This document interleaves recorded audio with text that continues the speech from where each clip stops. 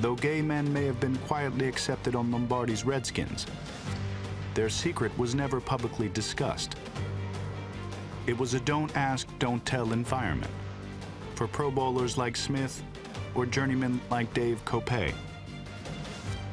A teammate learned that Lombardi had picked me up off waivers and said, you're going to love the Redskins and you're going to love all the people, and especially you're going to love Jerry Smith. And he says, he's your kind of guy. And I thought, wow, that was interesting. One night when we did get together, we were out drinking and one thing led to another. All of a sudden there was Jerry in bed with me, loving me, and maybe I was still buzzed or whatever, but I thought this was really good. At least I was sharing something of myself with someone who was close and understood all that I had been through and understood so much of what we hoped for would come, you know? And that's where we left it. And it never happened again. While everyone was watching the Redskins, few paid attention to Smith's personal life. I think we had a suspicion, but it was not like we were out there trying to out him. And it was a little bit of a different era. You know, back then there were 2 newspapers who covered him. Occasionally a TV station would show up. There was no real sports talk radio. There was no webs. There were no internet.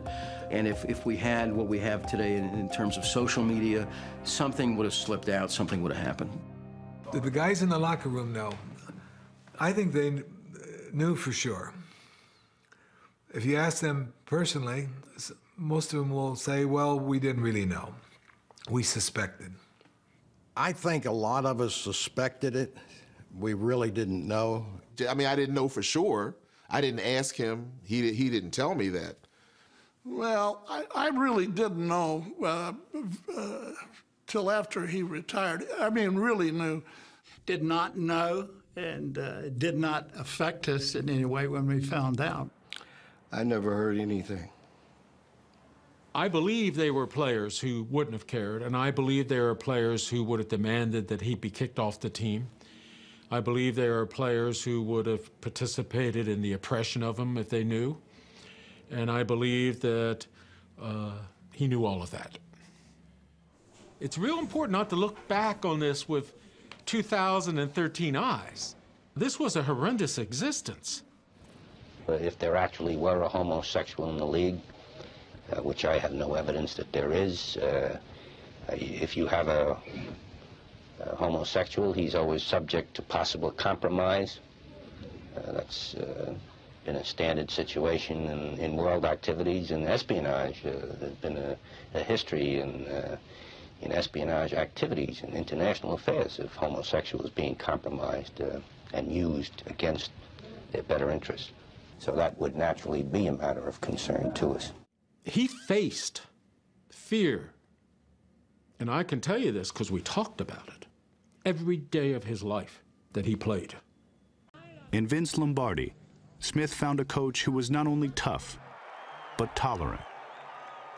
Lombardi's own brother, Harold, was gay, and Vince made it clear that discrimination would not be welcomed in his locker room. Their first-round draft choice, Ray McDonald, a big fullback out of Idaho, happened to be gay. And, you know, it wasn't known publicly, but within the locker room it was well known. And several of the assistant coaches one day were making fun of Ray. And Lombardi came across this and said, if I hear any of you talking like that again, you're gone.